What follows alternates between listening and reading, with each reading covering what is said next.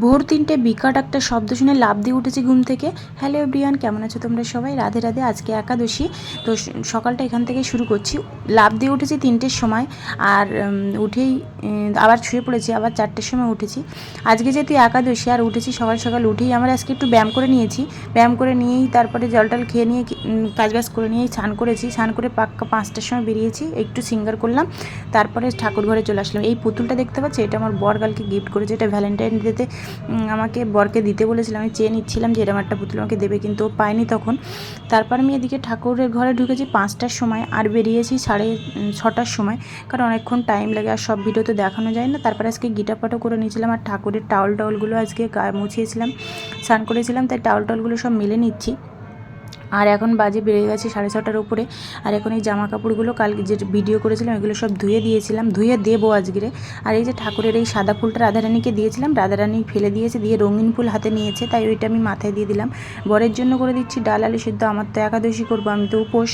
আর এদিকে দেখো বর 9:30টায় উঠেছে, চা করে দিচ্ছে, আর বরের পিঠের উপরে মাথা রেখে একটুখানি দেখছিলাম। আমার চোখ টোকগুলো কত বসে গেছে, চোখ জ্বালা করছে, ঘুম পাচ্ছে, কিন্তু ঘরের একটু টুকটাক কাজ আছে, আজ বেশি কাজ নেই।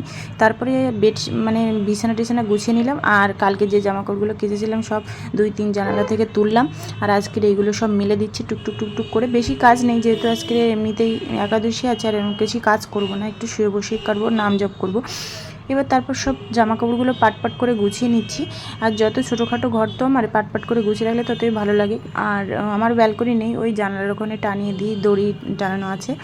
তারপরে এরকম সব গুছিয়ে। আর এই পুতুলটা দিয়েছি, কী যে কিউট দেখতে, মনে হচ্ছে সারাক্ষণ চটকে দিই একে, কিন্তু নোংরা হয়ে যাবে। তারপরে এই 2-3টে একটু প্লেট ছিল, বাসন ছিল, পরিষ্কার করে নিলাম। আর এই যে দেখতে পাচ্ছ আমার জানালার চ্যানেলগুলোতে কত নোংরা জমেছে। আমার যেহেতু রাস্তার পাশে বাড়ি, প্রচুর ধুলো জমে, তাই আমার সবসময় পরিষ্কার করতে হয়।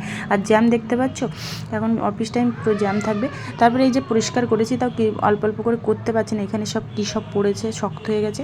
তারপরে আজকের আমি আমার সব কাজ প্রায় কমপ্লিট। এখন আমি পারনার জন্য নিয়ে এসেছি পেঁপে, পাকা পেঁপে আর খেজুর, এটাই আমার প্রসাদ। চলো আজ আসি, দেখা হবে আবার নেক্সট অন্য কোনো ভিডিওতে।